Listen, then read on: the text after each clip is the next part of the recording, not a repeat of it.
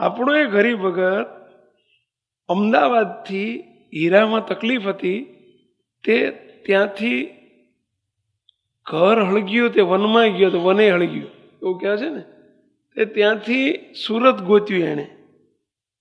એના આગાવાલા કે સુરત આવતો રહે ત્યાં સારું છે, તે અમદાવાદ છોડીને સુરત આવ્યો.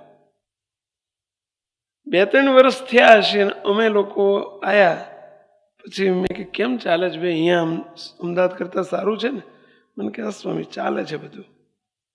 એના અવાજ ઉપરથી ખબર પડી કે આ લાફા મારીને લાલ ગાલ રાખે છે. સમજ્યા? એટલે સમજ્યા, લાફા મારીને લાલ ગાલ રાખે છે એટલે.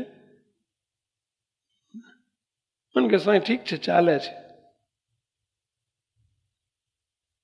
મેં કીધું રહે છે ક્યાં? કે સ્વામી વરાછા રોડ ઉપર. કારખાનું? કે સ્વામી 3-4 કિલોમીટર છેટું છે. તે કે વાહન રાખે છે? કે ના ના સ્વામી હેડ તો હાલ્યો જવું, કે ચાલતો જવું, આવવાનું ચાલતા. 3-4 કિલોમીટર રોજ ચાલે છે, જવાનું ચાલતા ને વળતા ચાલતા. એમાં શું કે સ્વામી, એમાં શું, હાલી નાખો. કે તમે સમજો છો કે ચાલતા જાય છે ને આવે છે એટલે શોખ થતો હશે? એને ચાલવાનો બહુ શોખ હશે. એટલે એને જરા પ્રશ્ન પૂછ્યો, દાણો દબાયો કે તું આમ ચાલતો જતો હોય ને તારી જોડેથી બીજા કારખાના વાળા કે બીજા બધા કોઈ ગાડીઓ લઈને નીકળતા હશે ને? કે નીકળે જ ને. કે બાઇક વાળા? તો કે એ નીકળે. સાયકલ વાળા એ નીકળે.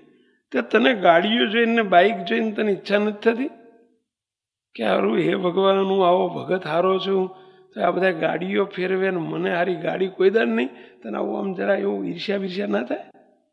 તને આવો વિચાર નથી આવતો? મને કે સ્વામી પહેલા આવતો હતો.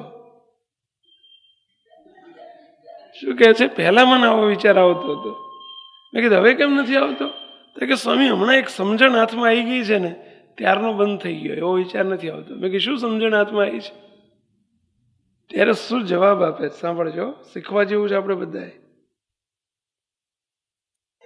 એ કે સ્વામી ગાડીઓ વાળા પૂપ પૂપ પૂપ કરતા કરતા નીકળે, હોર્ન વગાડતા વગાડતા.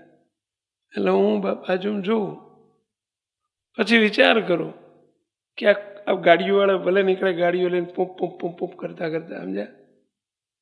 એમના ઘરમાં 1 ગાડી હશે, 2 હશે, 3 હશે, પૈસાદાર છે એટલે હોય પણ ખરી. પણ છતાંય તે ગાડીઓ વાળાના ઘર આગળ ગાડીઓ પડી હોય તો એ ડોક્ટર એમને એવું કહેતા હશે કે રોજ 2-3 કિલોમીટર ચાલો, વોકિંગ કરો તો આ ચરબી ઘટશે, નહીં તો તકલીફ થશે. સમજ્યા? એ ચાલવા જતા હશે અને હું પણ ચાલવા નીકળે. એ ડોક્ટરના કહેવાથી ચાલે છે, હું મહારાજના કહેવાથી ચાલું છું. એને ચરબી ઉતારવા માટે ચાલે છે, મને ચરબી ચડે નહીં એટલે ચાલું છું. કે શું કહે છે? મને ચરબી ચડે નહીં, હું કે ચાલતો જાઉં ને હેડું ત્યારે સંકલ્પ કરીને જાઉં કે એ મારા ઘર આગળ 4 ગાડીઓ પડી છે પણ મહારાજ મને ચરબી ચડે નહીં એટલે ચલાવે છે. કે સ્વામી હું શું કરું એમ ઓછું માનું? એમને ગાડીઓ વાળા છે તો એ ચાલવું પડે છે. હું એવો સંકલ્પ કરું છું કે મારા ઘર આગળ 1 પડી છે ને બીજી પડી છે ને ત્રીજી પડી છે ને ચોથી પડી છે. એવો જ વિચાર કરતો કરતો તો એ ગાડીઓ વાળા ચાલે છે. બોલો, મને સ્વામી હવે કે દુઃખ નથી થતું. કે ધન્યવાદ કીધું. ધન્યવાદ કહેવાય તારા વિચારને. આનું નામ સમજણ. બોલો, આ સમજણ. માણસ સમજણે સુખી છે અને સમજણ ન હોય તો દુઃખી છે. પૈસાથી સુખી ને પૈસાથી દુઃખી એ વાત તદ્દન ખોટી છે. તદ્દન ખોટી છે. પૈસા વાળા સુખી હોય ને પૈસા વગરના દુઃખી હોય એ વાતમાં કંઈ તથ્ય નથી. આની જોડે પૈસો નથી તો એ સુખી છે. આ છે એક સમજણ.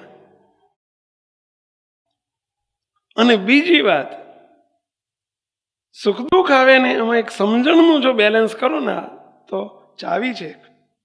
સુખી રહ્યાની ચાવી છે.